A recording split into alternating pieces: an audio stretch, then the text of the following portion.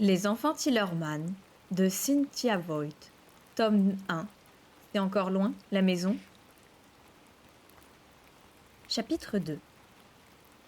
Dissay s'éveilla aux premières lueurs de l'aube.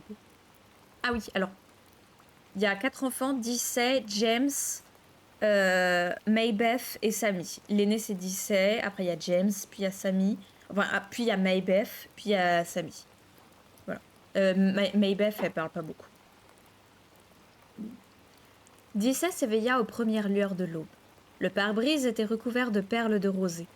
Le buste de James, appuyé contre elle, était la seule source de chaleur dans la voiture refroidie.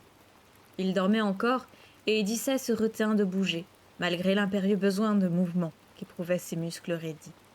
Elle regarda le soleil, derrière la vitre embuée, se hisser dans un ciel blafard qui devint bientôt plus lumineux et chaud de minute en minute, à mesure que se teintaient d'abricots, puis de jaune d'or, les premiers rayons du matin. Ses frères et sœurs autour d'elle dormaient paisiblement, et Dissay se sentait bien. Derrière cet écran de rosée, la voiture était un abri sûr, un petit habitacle bien à eux. Ils y étaient blottis tous ensemble, et elle les protégeait contre les forces du dehors, le froid, l'humidité, les visages inconnus. James, enfin, s'agita et battit des paupières. Ils avaient tous les 4 les mêmes yeux noisettes, alors que, pour le reste, ils se ressemblaient assez peu. Pour la couleur des cheveux en particulier, le contraste était frappant. James et Dissay avaient hérité de la toison brune de leur père, Maybeth et Sammy de la blondeur maternelle. James posa son regard sur Dissay et, durant une longue minute, il resta silencieux. « C'est donc vrai ?» dit-il enfin. Il avait la voix grave, étranglée. Leur mère avait bien disparu. Dissay hocha la tête. Sammy émergea soudain de la banquette arrière. « J'ai envie de faire pipi, très envie !» Dissay tourna la tête et, quelque part dans son dos, un muscle endolori protesta. « Maybeth, tu dors ?» Maybeth était réveillée. « Bon, alors, écoutez-moi bien. Pour commencer, nous prenons nos sacs pour nous changer, ainsi que le sac à provisions, si vous voulez déjeuner dehors, d'accord ? » On était dimanche et le parking désert ne donnait pas un signe de vie. Les 3 ou 4 véhicules restaient là somnolents aux mêmes emplacements vides. Les enfants engourdis s'extirpèrent de la voiture et Dissay leur fit traverser la route en direction du petit bois où elle s'était cachée la veille au soir. Elle les conduisit au plus profond du bosquet et ils se séparèrent pour aller chacun au petit endroit, comme disait leur mère. Ils s'assirent sur un muret de pierre pour manger leur dernier sandwich de beurre de cacahuète. Quelques oiseaux chantaient dans le feuillage et le soleil faisait danser sur les feuilles mortes un kaléidoscope de lumière tamisée. L'air se réchauffait peu à peu. Dissay termina son sandwich, roula en boule le papier gras et l'enfourna dans le sac vide. Puis, elle retira son jean et son t-shirt épais et enfila à la place un t-shirt plus léger et un short. Un short qui n'était d'ailleurs qu'un de ses vieux jeans coupés à mi-cuisse. Elle mit une paire de soquettes et recommanda vivement au trio d'en faire autant.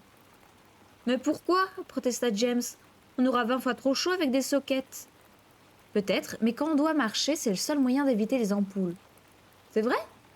Moi, j'en ai jamais eu d'ampoule. »« Oui, eh bien, peu importe. Tu fais comme je te dis. Et maintenant, laissez-moi chercher notre chemin sur cette carte. » Les plus jeunes explorèrent le petit bois alentour tandis que Dissay étudiait la carte. Pour le moment, ils étaient encore sur la route 1. Ils pouvaient la suivre encore un certain temps, mais devraient ensuite l'abandonner, après la traversée de la Thames en direction de New London, parce qu'elle se transformait en autoroute à péage. Il faudrait emprunter une route côtière, traverser la Connecticut River, et puis reprendre la route 1, ou alors, une fois de plus, suivre une route côtière jusqu'à New Haven. Après New Haven, si l'on en croyait la zone jaune continue sur la carte, il y avait des villes tout du long jusqu'à Bridgeport. La route 1, elle, couvrait toute la distance. Merci Ridou. Dissay considéra la carte. À son avis, ce devrait être l'affaire de 2 ou 3 jours de marche, en gros. Il leur restait environ $7, ce qui signifiait qu'ils pouvaient dépenser quelque chose comme $2 par jour pour la nourriture. La moitié de ce qu'ils avaient dépensé la veille pour un seul repas. Bah, ce n'était pas si grave. On ne meurt pas de faim en 3 jours. On peut avoir l'estomac dans les talons et méchamment faim sans doute. Mais enfin, on ne meurt pas. « James !» appela-t-elle. « Maybeth, Sammy, venez voir un peu par ici. » Ils accoururent et s'assirent en cercle autour d'elle. Dissay leur montra où était Bridgeport et où ils se trouvaient à peu près.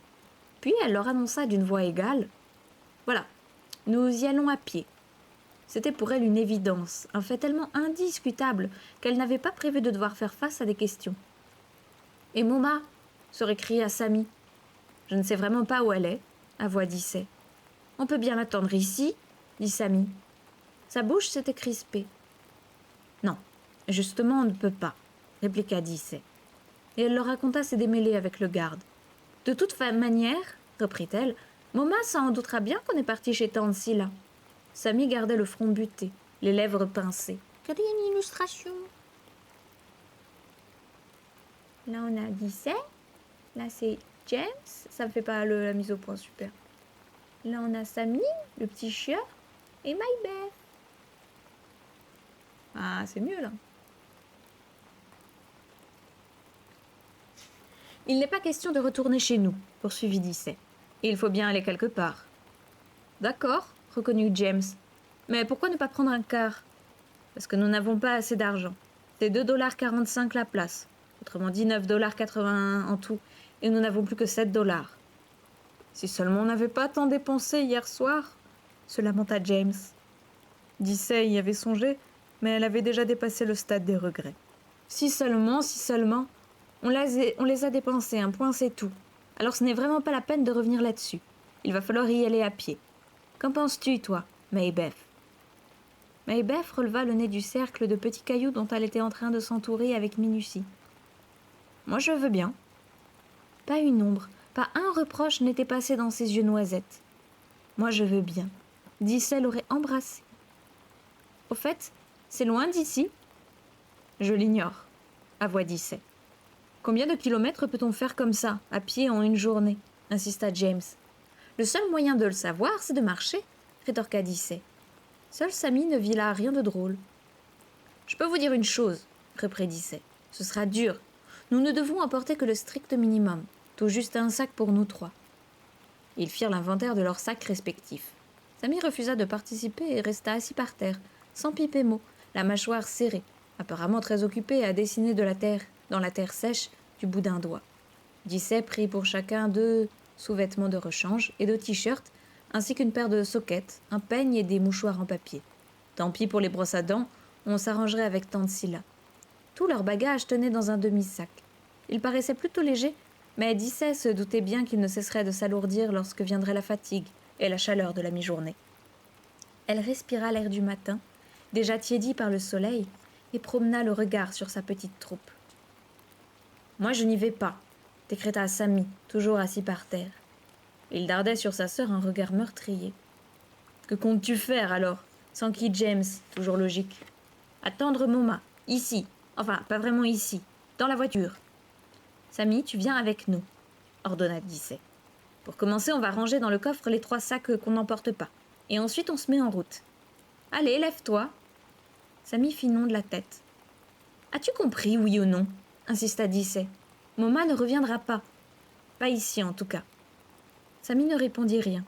Lorsqu'il avait une idée en tête, Sammy était plus têtu qu'une mule. Rien ni personne ne pouvait l'en faire démordre. Menaces, gifles, fessées, rien n'y faisait. N'oubliez pas que ce livre date des années 80. Tenter de le raisonner était inutile, à croire qu'il n'entendait pas. Même Moma, en pareil cas, n'avait jamais pu le contraindre à faire ce qu'il refusait de faire.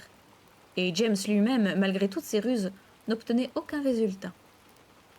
Il n'était pourtant pas question de laisser seul, dans un lieu inconnu, un petit garçon de 6 ans. Dissay s'accroupit auprès de lui. Les 2 autres, debout derrière elle, ne soufflaient mot. « Sammy, écoute-moi. Moma ne reviendra pas ici, j'en suis sûre. Je crois qu'elle a oublié. »« Oublié ? Pas Moma ? Tu penses bien qu'elle ne peut pas m'oublier, moi ? Non, pas t'oublier toi, ni nous. Mais elle a pu oublier où nous sommes. Alors il faut aller chez Tante Scylla, parce que c'est là qu'elle sera, sans doute. Il faut aller la retrouver. »« Moi, je n'y vais pas, » s'entêta Sammy. « Pas envie, voilà. » Mais manifestement, il réfléchissait à ce qu'elle venait de dire. « Moi non plus, je n'ai pas envie d'y aller, » reprit Dissay. « C'est pourtant ce que nous devons faire. »« Non, » dit Sammy. Dissay se releva exaspéré et donna un coup de talon dans l'herbe. Dans ce cas, décréta-t-elle, je vais t'emporter de force. Essaye pour voir, je t'enverrai plein de coups de pied, promit-il en se redressant. Maybeth fit un pas en avant. Non, tu ne lui donneras pas de coups de pied, lança-t-elle en pointant le menton vers lui. Maman a dit de faire tout ce que Dissay nous dirait de faire. Tu l'as entendu? Ils se toisèrent un instant. Ils étaient tous deux blonds, bien campés sur leurs jambes, le ventre en avant. Sammy était un peu plus petit que Maybeth, mais il devait peser presque autant. « S'il te plaît, Sammy », finit par dire Maybeth. « Bon, d'accord », enchonna Sammy. À la lisière des bois, là où le talus herbeux descendait en pente douce vers l'asphalte, ils s'arrêtèrent pour attendre une accalmie dans la circulation et traverser la route. On roulait déjà ferme en ce samedi matin. Mais non, c'était dimanche. En ce dimanche matin. Je sais pas pourquoi il y a écrit samedi. Vers l'office religieux, le pique-nique ou les plages.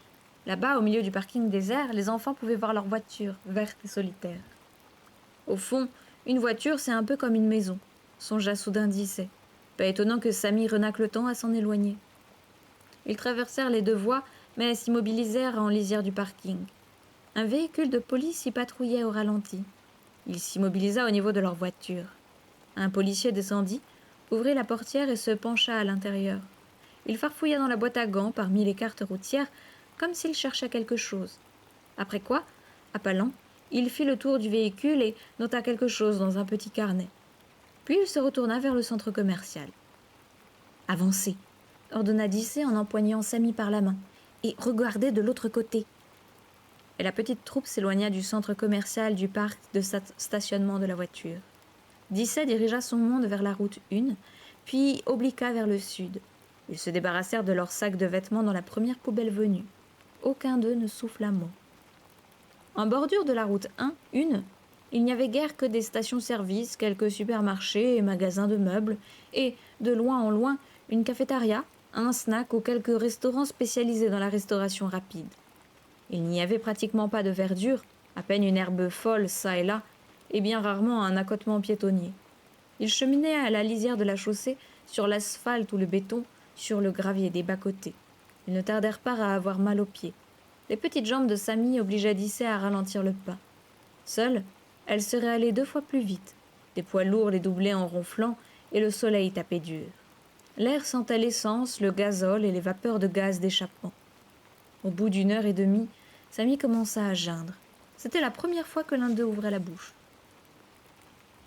Au premier McDonald's offrant des tables à l'extérieur, Dissay fit asseoir son monde. L'un après l'autre, ils allèrent aux toilettes. Il leur fallait traverser une salle dans laquelle flottaient des odeurs tentatrices de viande grillée et de frites, et leurs estomacs vides se mirent à coasser. Dissay commanda 2 grands Coca-Cola qu'ils se partagèrent. Ils en furent tout régaillardis.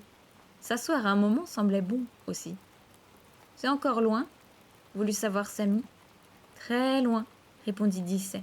« Il faudra dormir à la Belle Étoile ce soir. »« La Belle Étoile ?»« Oui, dehors si tu préfères. »« Oh, chouette, on pourra faire un feu ?» Je ne sais pas, ça dépend. Ça dépendra surtout de l'endroit où on sera. Cette route est détestable. »« Pour ça, tu l'as dit ?» approuva James. « Dissay, quand est-ce qu'on mange ?»« Attends, je vais t'expliquer. J'ai réfléchi. Le mieux, c'est de marcher, puis de se reposer un peu, puis de marcher encore, et ainsi de suite. Alors, maintenant, on va faire encore un bout de chemin, et après ça, j'irai dans un supermarché. Je crois qu'il faut se débrouiller pour manger des fruits tous les jours, avec peut-être des beignets et du lait. Je verrai ce qu'il y aura. Nous devons faire durer notre argent le plus longtemps possible. » Repartir leur parut cruel. Pendu à la main de sa sœur, Sammy se laissait traîner et Dissay, à plusieurs reprises, fut obligé de lui donner une petite tape pour le faire avancer. Il avait horreur des tapes et il était devenu expert dans l'art de traîner les pieds tout en ayant l'air de faire son possible. Derrière eux, qu'un cas, James et Maybeth suivaient péniblement. Toutes sortes de véhicules en chapelet presque continu les doublaient en trombe, à grand bruit, et ponctuaient parfois d'un coup d'avertisseur le tourbillon d'air chaud que les enfants recevaient, comme une gifle au visage.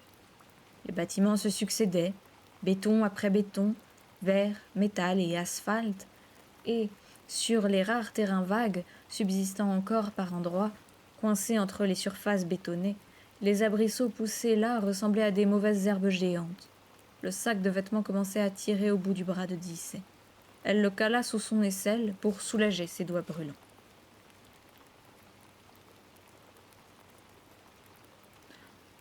Peut-être, Ridou, mais quand on regarde en fait les prix dans ce livre, tu te fais « Waouh, l'inflation elle est passée par là hein !» Les minutes s'étiraient interminables. À chaque station-service, Dissay regardait l'heure au passage.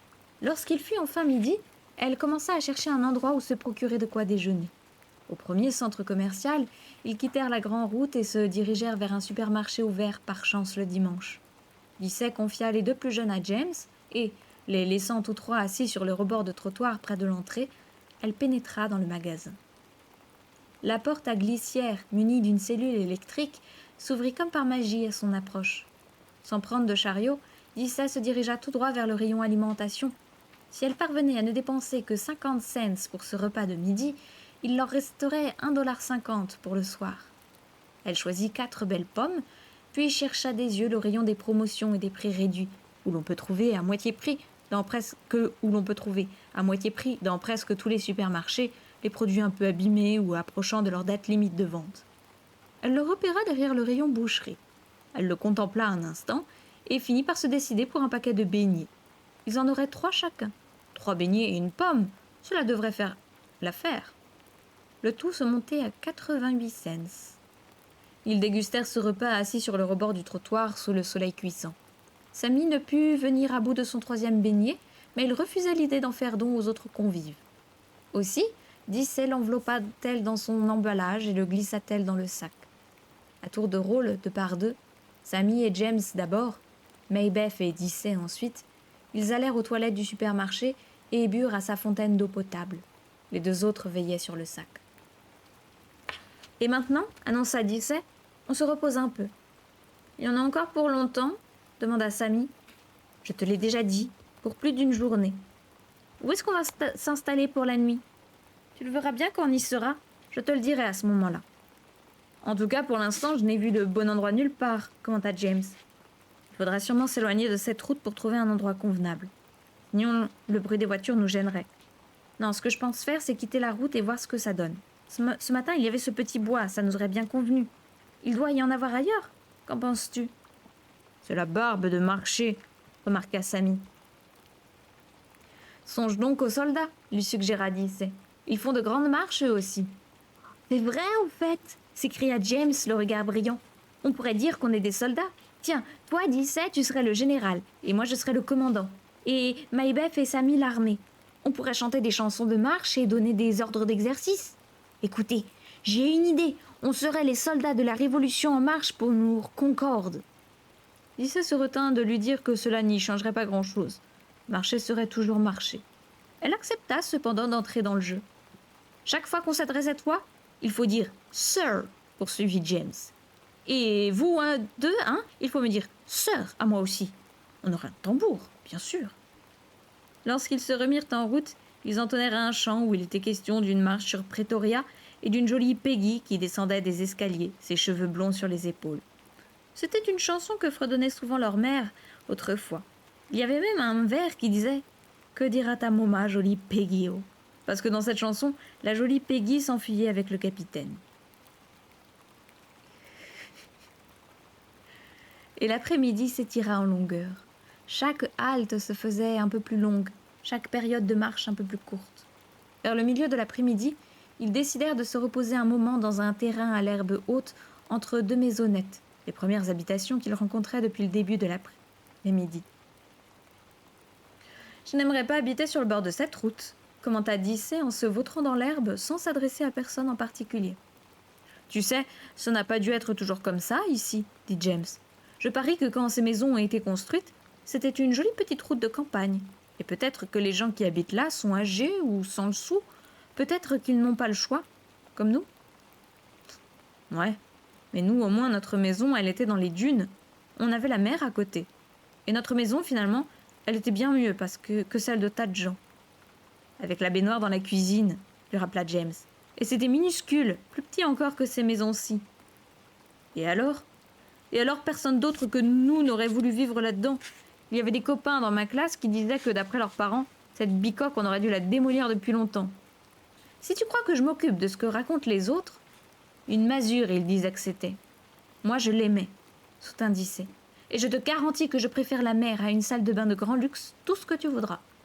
Totalement d'accord avec Dicey. Vous préférez la mer ou une super salle de bain? La mer, hein.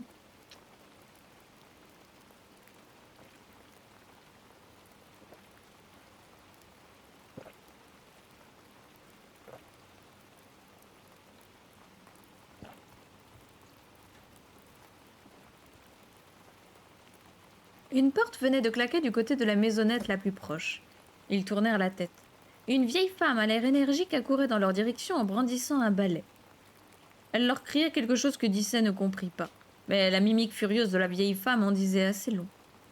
Bientôt, elle fut tout près, suffisamment pour permettre aux enfants de saisir l'essentiel de ce flot d'imprécations.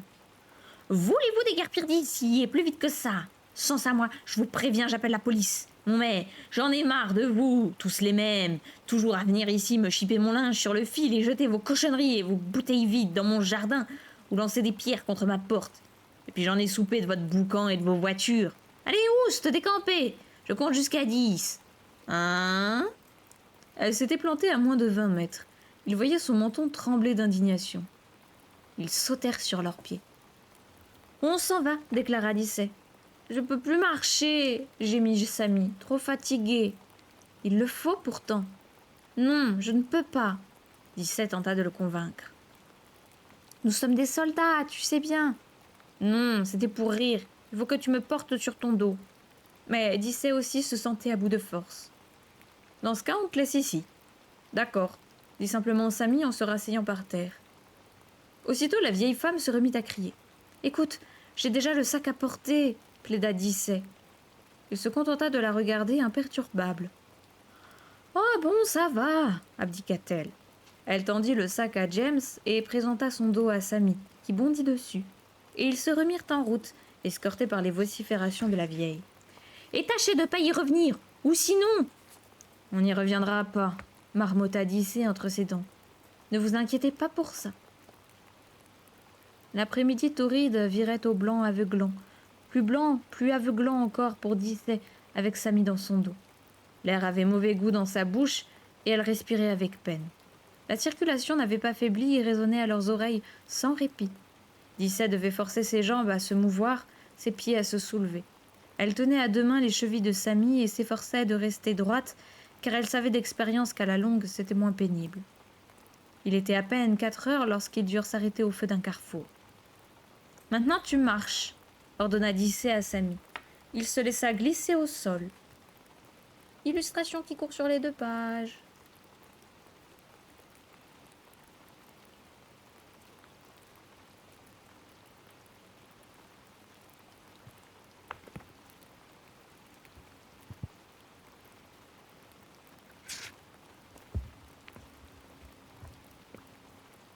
Il restait encore 3 bonnes heures de jour, mais Dicey se sentait incapable de continuer.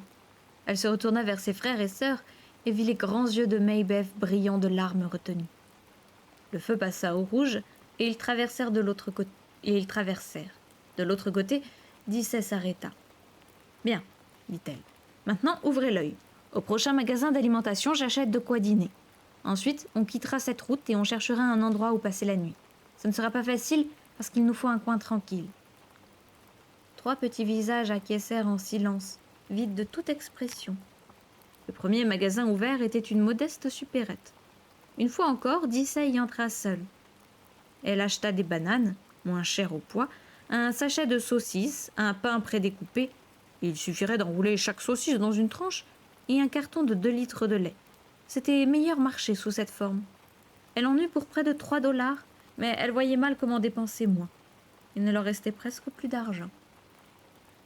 Lorsqu'à une bifurcation, ils aperçurent un panneau indiquant « Philip Plage, 10 kilomètres », Dicey résolut d'emprunter cette petite route. Ce qu'il avait décidé, c'était la mention « voie sans issue ». La circulation y serait certainement réduite.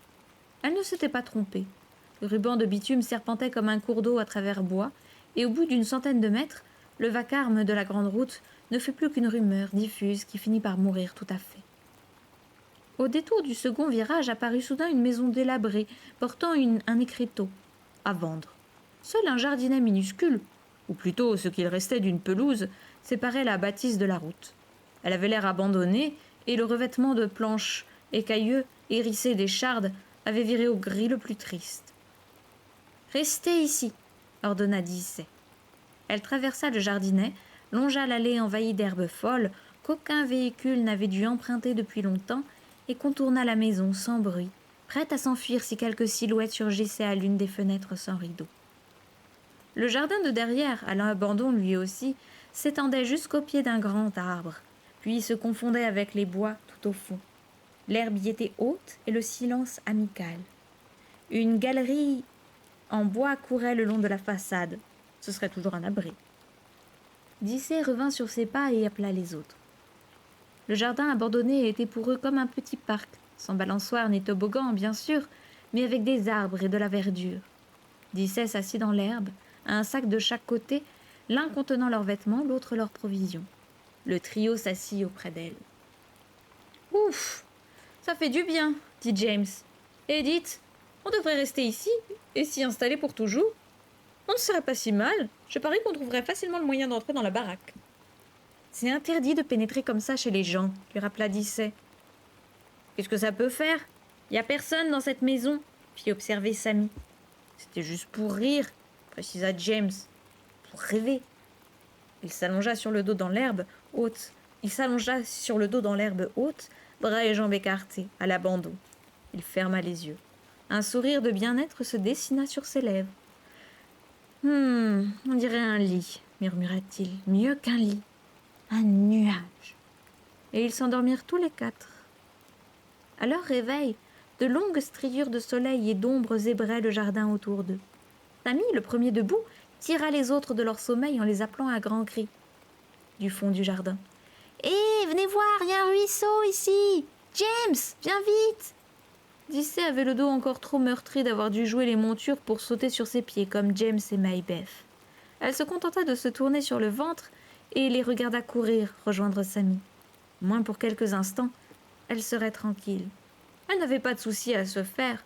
Ils savaient nager et l'eau était pour eux un élément familier. C'était le gros avantage de vivre au bord de la mer.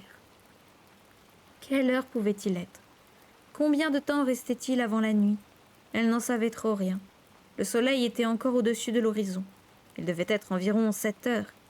Il y avait 2 choses à faire, tant qu'on n'y voyait assez clair. Repérer sur la carte l'endroit où il se trouvait et ramasser du bois mort. Elle déplia sa carte et se mit à l'étudier, tout en prêtant l'oreille aux cris joyeux et aux grands bruits d'éclaboussure des plus jeunes. Après une journée de marche, il devait être à peu près à mi-chemin, et à mi-chemin sur la carte, elle découvrit une bourgade du nom de Madison. Elle chercha alors aux alentours, non loin de la route 1, un lieu du nom de Philip Plage, sans résultat. Elle appela James à la rescousse. Il répondit qu'il avait remarqué un panneau indiquant Stonington, non loin de là. « Stony quoi ?» demanda Dicey. « Stonington, Stonington. Mais Stonington est presque à côté de Pewaukee. » C'était à peine s'ils avaient avancé. Et elle rappela James. Il était sûr du nom de Stonington. En tout cas, ils avaient avancé de... Elle mesura d'un doigt, en s'aidant de l'échelle au bas de la carte, d'une 12aine de kilomètres, 15 ou 16 à tout casser. Ah, mais elle croyait faire quoi, 50 kilomètres en une journée, là ? Putain, elle a l'espoir, la petite. Hein. À ce rythme-là, toujours avec ses doigts, elle parcourut la route à faire. Ils en auraient pour des jours et des jours, plus d'une semaine, 2 au bas mot. Il allait falloir économiser, faire durer l'argent, le peu qu'il leur restait, et leurs provisions. Elle fit un calcul rapide. Il devrait être possible de ne consommer ce soir que la moitié de ce qu'elle avait acheté, et de garder le reste pour le prochain repas. Fini le Coca-Cola. Il coûtait 60 cents, et fini les courses dans les petits magasins. Tout y était plus cher. Et puis on pourrait sûrement pêcher dans le bras de mer de Long Island ou dans les rivières avec du fil et un hameçon. Il faudrait en acheter. Et pourquoi n'avait-il pas de couteau de poche, pas le plus petit canif ? Tout cela avait été mal organisé. N'avait pas été organisé du tout en réalité. Dicey ne voyait pas comment il pourrait parvenir jusqu'à Bridgeport. Une étrange panique glacée s'était emparée d'elle. Pourtant, il fallait y arriver. Il n'y avait rien d'autre à faire. Aller de l'avant. Peut-être des gens leur donneraient-ils à manger. Peut-être trouverait-elle le moyen de gagner un peu d'argent, même très peu. Mais comment? Alors elle choisit de cesser d'y penser. Pour le moment, elle n'en pouvait plus. Ils ramassèrent du bois, quelques brindilles et plusieurs poignées de feuilles sèches. Faire du feu, ils en avaient l'habitude sur la plage. C'était même plutôt facile ici, parce qu'au moins, il n'y avait pas de vent. Plus facile à allumer, plus facile à surveiller. Dicey enflamma le petit tas savamment construit. James et elle étaient des experts. À l'aide d'allumettes d'un paquet publicitaire qu'elle avait pris sur un présentoir du magasin. Ils enfilèrent leurs saucisses sur des branchettes de bois vert, puis les enroulèrent, une fois cuites, chacune dans une tranche de pain. Le carton de lait fut passé à la ronde. Dicey distribua une demi-banane à chacun en guise de dessert et un quart du beignet laissé par Sammy à midi. Le feu crépitait dans le soir tombant. Dicey annonça qu'il allait falloir dormir sur la galerie de bois. « On y sera beaucoup moins visible », expliqua-t-elle. « Non, moi je dors près du feu. Il y fait plus chaud, déclara Sammy. « Tu sais, le feu, on n'y ajoute plus de bois maintenant. C'est fini. Et même il va falloir l'éteindre. »« Pourquoi ?»« Parce que c'est dangereux. Il pourrait se propager, il pourrait te brûler. »« Je me réveillerai avant, » protesta Sammy. « Il ne pourra pas me brûler. »« Oui, eh bien, j'ai pas l'intention de prendre le moindre risque, » répliqua Dicey. « Oh, eh bien, j'ai pas l'intention de bouger d'ici, » l'assagea Sammy. Il était couché à plat ventre, le visage tourné vers le feu, dont les reflets dansaient sur son front buté. « Si, parce qu'il faut dormir tous ensemble, » reprit Dicey. « Je vois pas pourquoi, » dit-il en bâillant. « Parce que c'est comme ça, nous devons rester ensemble. » Et Moma, c'est ce qu'elle a fait ? Mais justement, nous, il faut le faire. Mais justement, moi je m'en moque, conclut Sammy. Après quoi, il n'ouvrit plus la bouche. Quelques minutes plus tard, il dormait. Maybeth se pelotonna tout près de Dicey et posa la tête sur sa cuisse. « Ne t'en fais pas, Dicey, » murmura-t-elle. « Je crois que je vais chanter un peu, tu veux ? Ça ne te donne pas envie de chanter, toi, le feu ?» Dicey n'eut pas le cœur de dire non, et lorsque Maybeth eut chanté le premier couplet d'une chanson de Moma, celle où il était question d'une cerise sans noyau, elle joignit sa voix à celle de sa sœur, et bientôt James s'y lança à son tour. Maybeth s'endormit presque aussitôt après le dernier couplet. Oh, coucou Lorette, coucou Puck-Off. D'accord, c'est l'heure de la lecture. Entrez sur la pointe des patounes. Prenez votre thé et votre plaid. Coucou Puck-Off, coucou le minois. N'hésite pas, Puck-Off, à te présenter, à nous dire ce que tu faisais en stream, si ça s'est bien passé. Et n'hésitez pas, les gens de chez Puck-Off, à dire si c'était bien. Voilà. Nous, on est en train de lire Les Enfants Tillerman, le premier tome. Ça raconte l'histoire d'enfants qui ont été abandonnés par leur mère. Enfin, c'est pas très clair, dans un supermarché alors qu'ils devaient aller chez leur grande tante. Et la grande sœur a décidé d'emmener les 3 autres avec elle sur la route pour rejoindre la maison de la grande tante. Et là, c'est la première nuit qu'ils passent dehors à la belle étoile. Ça se passe dans les années 80, voilà. Si vous aimez les histoires déprimantes, c'est pour vous. Allez. C'était bien, tant mieux. N'hésite pas en tout cas à nous dire Puck-Off si c'était bien sur Mosaic of Pharaoh. Tout ça. Les 4 enfants, c'est Dicey, l'aîné, James, puis Maybeth et enfin Sally. « Tu n'es pas fatigué ?» demanda Dicey à James par-dessus le feu qui s'assoupissait. « Si, mais pas assez pour dormir. On laisse le feu mourir et puis on les transporte tous les 2 sous la galerie. »« Si tu veux, mais je t'avoue que je ne vois pas très bien. »« Tout simplement parce qu'on risquera moins d'être vu. » Le feu crépitait en douceur. Dans son halo de lumière et de chaleur, Dicey contemplait son petit frère endormi. « Tu te souviens de Sammy sur la plage ?» demanda-t-elle à James. James eut un petit rire étouffé. « Tu penses, si je m'en souviens, on s'amusait bien, n'est-ce pas ?»« C'est quoi, feu drifter ? Tu peux me le dire, s'il te plaît ?» À eux 2, ils transportèrent les Déarmeurs sous la galerie. Sammy s'éveilla à moitié, tenta de protester, mais se rendormit aussitôt. Il était trop fatigué pour leur opposer résistance. Pauvre petit bouchon, songea Dicey. James s'étendit auprès d'eux, mais Dicey retourna près du feu mourant pour s'assurer qu'il finissait de se brûler. Sammy à la plage, âgé de seulement 18 mois, et en train de courir. L'été, Dicey se chargeait de les emmener tous à la plage. Elle revoyait Sammy dans un vieux slip de bain de James par-dessus ses couches. Il n'avait rien de plus pressé, sinon qu'ils étaient arrivés, que de se mettre tout nus bien vite. Il se tournait vers eux pour voir leur expression, riait et battait des mains en leur adressant un grand sourire. Il avait un cri de joie qui n'appartenait qu'à lui, une sorte de « ah » tout droit tiré de leur propre « ouais » d'enthousiasme. Souvent, ils avaient salué ses erreurs et ses succès de « ouais » et d'applaudissements, et il cherchait à les imiter. Dicey revoyait encore son petit corps tout rond, tout ferme, sa tête ronde, blonde comme le sable, ses jambes courtes et bien campées. « Je vais pas lire après, oh bordel !»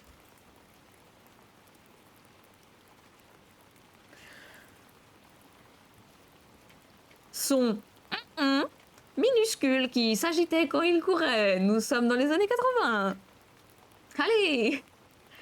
Et il adorait s'avancer dans la mer au moment où descendait la vague. L'enfant. Puis s'enfuir en courant lorsqu'elle remontait. Souvent, il trébuchait et s'effondrait dans le sable mouillé, et la vague venait le lécher en s'affaissant sur la grève. Il fermait les yeux, riait, tout ruisselant, puis il se relevait laborieusement. Son petit derrière en premier, il se remettait à trotter. Il battait des mains, criait « ah !» Et souvent son frère et ses sœurs en faisaient autant. Sammy avait été un tout petit si joyeux et si plein d'entrain. Il lui arrivait même de faire rire Moma aux éclats. Dicey se souvenait que, parfois, ils le regardaient tous, affairés qu'il était à explorer le monde, comme d'autres regardent la télévision. Quand donc Sammy avait-il changé ? Ses premiers mots avaient été chauds, parce qu'il empoignait n'importe quoi, et non, qu'il prononçait don, en agitant les bras, le visage terriblement sérieux. Il vidait placards et tiroirs, défaisait entièrement son lit, attrapait cahiers et devoirs, pour s'enfuir avec fou de joie. C'était une vraie calamité, mais sans méchanceté aucune, sans égoïsme. Et quelle obstination déjà ! Dicey l'avait observé alors qu'il s'essayait à tourner sur lui-même, s'exerçant patiemment malgré les chutes répétées.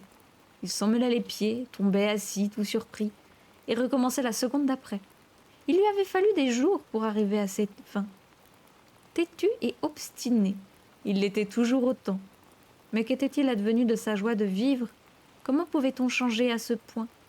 Sans doute le changement avait-il été progressif, sinon il s'en serait aperçu plus tôt. Dicey s'efforçait de retrouver quand elle l'avait pour la première fois entendu rire vraiment. Pour la dernière fois, entendu Sammy rire vraiment. Ah oui, et ce n'était même pas un bon rire. C'était le jour où Maybeth s'était confectionné une poupée en brin d'herbe et qu'une vague la lui avait arraché des mains. Pourtant, Dicey se rappelait le regard brillant de bonheur d'un Sammy beaucoup plus petit, du temps où son sourire ne s'ouvrait que sur une dizaine de dents et qu'il riait de tout son être jusqu'à en perdre l'équilibre et s'écrouler sur le sol. Le feu était mort. Elle le recouvrit de terre et le piétina pour plus de sûreté. Puis, elle rejoignit les autres sous la galerie.